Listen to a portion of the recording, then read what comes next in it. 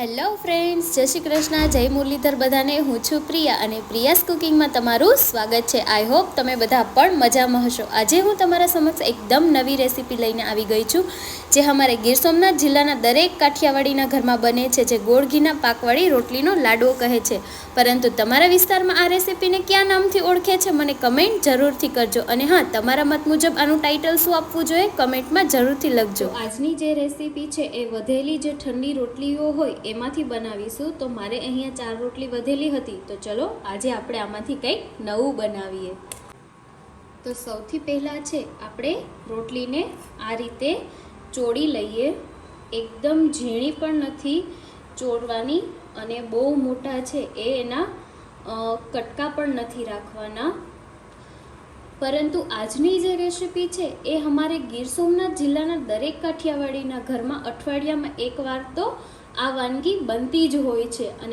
અને બાળકોના નાસ્તા બોક્સમાં પણ અઠવાડિયામાં એકવાર તો આપે જ છે, જે માત્ર 2 વસ્તુમાંથી બની અને 2 મિનિટમાં આપણી આજની જે વાનગી છે એ બનીને તૈયાર થઈ જશે, જે ખાવામાં એકદમ સ્વાદિષ્ટ બને છે અને સ્વાસ્થ્ય માટે પણ હેલ્ધી રહે છે. તો આપણી રોટલી જે છે એ સરસ મજાની ચોળાઈ ગઈ છે, તમે જોઈ શકો છો. આ રીતે છે આપણે એને રાખવાની છે. બહુ ઝીણી પણ નથી કરવાની કે બહુ મોટા છે એ કટકા પણ ના હોવા જોઈએ. આ રીતે મેં રોટલીને ચોળી લીધેલી છે. તો મેં અહીંયા છે એના માટે એક કઢાઈમાં છે એ 1.5 ચમચી જેટલું ઘી લીધેલું છે, જેને આપણે ગરમ થવા દઈએ. અને ગેસની ફ્લેમ એકદમ ધીમી રાખવાની છે. આટલો ગોળ જે છે એ ઉમેરી દઈએ.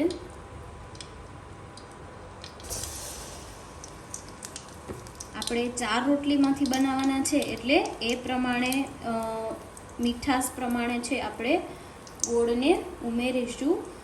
તો 1 ચમચી આપણો ગોળ છે એ બરાબર છે. અને આપણે માથે છે એ આટલો ગોળ છે એ ઉમેરી દઈએ. ગેસની ફ્લેમ એકદમ ધીમી રાખવાની છે, મીડિયમ પણ નથી રાખવાની. અને ગોળને છે આ રીતે હલાવતા રહીશું, જેથી ગોળ ઘીની પાઈ છે એ સરસ રીતે આવી જાય. તો આપણી ગોળ ઘીની પાઈ છે મેં ખાલી 1 જ મિનિટ આ રીતે હલાવેલું છે. તમે જોઈ શકો છો ઉફાણું છે એ સરસ આવી ગયેલું છે અને તમે ગોળ પણ જોઈ શકો છો. આ રીતે થવા દેવાનો છે. હવે આપણે જે રોટલી હતી એને જે ચોળેલી હતી એને આપણે આમાં ઉમેરી દઈશું અને સારી રીતે હલાવી લઈએ.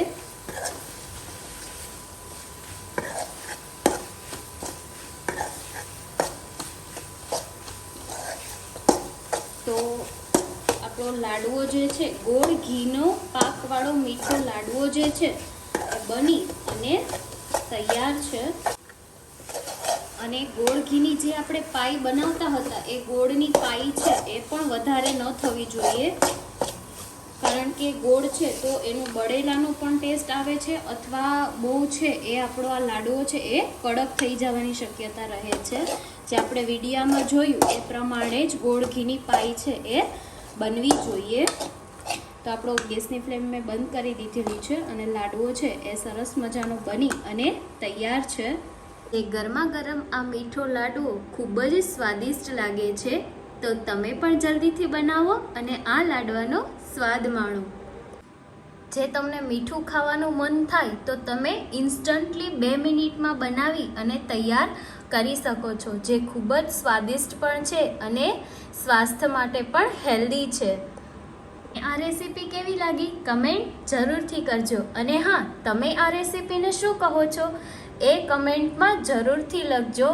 તો તૈયાર છે આપણી આજની આ સરસ મજાની મીઠી વાનગી. તો તમને મારો આ વિડીયો કેવો લાગ્યો કમેન્ટ જરૂરથી કરજો. અને હા, જો તમે મારા વિડીયો પર નવા હોય તો લાઈક, શેર અને સબસ્ક્રાઈબ કરજો. અને હા, બેલ આઇકન દબાવવાનું ભૂલતા નહીં, જેથી મારા આવનારા દરેક વિડીયોની નોટિફિકેશન તમને મળતી રહે. ધન્યવાદ. Thank you for watching.